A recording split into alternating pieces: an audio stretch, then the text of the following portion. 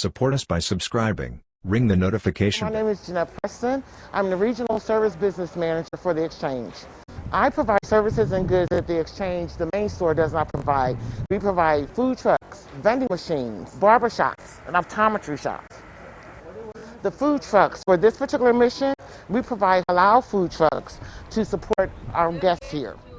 And we went to all of our local stores in the community and we interviewed everyone that had halal food. We went to restaurants, we looked at the food trucks, we inspected the food trucks to assure that they met all the qualifications that's required by public health on the installation. There are some items on the menu that we had to discontinue. There are things to their menu that we asked them to add, such as lamb, such as beef, and chicken. It's the type of food that they require. That's the type of food that they eat. So we provide the services and goods that meet their needs.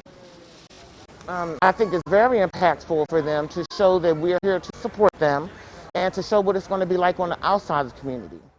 My name is Sergeant Donovan McKenzie. I belong to the 528 Hospital Center, currently serve as the executive assistant for our command team. We're helping to facilitate the transition process for these guests, which includes patient administration, registering them in the system, labs, x-ray, vaccinations, provider screening, ultimately in order to help them get along their way with their immigration process.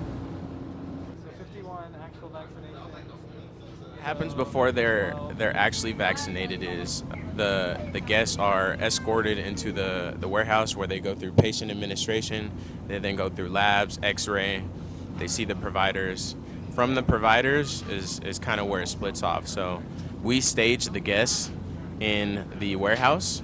While the guests go to the warehouse, their paperwork comes straight to the vaccination tent so that we can start preparing those vaccines rather than them being prepared while they're sitting in front of us. Once those vaccines are ready, we send a runner to the warehouse to go get our guests, bring them to the vaccination stations where they're then vaccinated.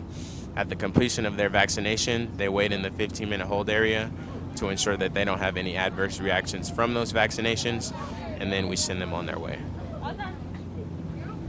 I think it's important because at the end of the day, these are people, and I feel like it's easy to forget that. It's easy to forget that when you're worried about numbers and we have to get this many people vaccinated.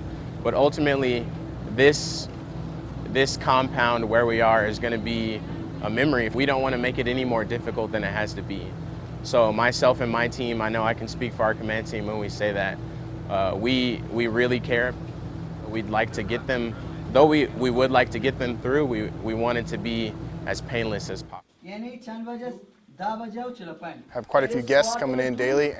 Quite a few of them are asking for classes on how to speak English and write English and learn English. It'll greatly enhance their ability to transition into the general populace of America, and we have a couple well-speaking English guests who have offered their time during this process to teach those classes.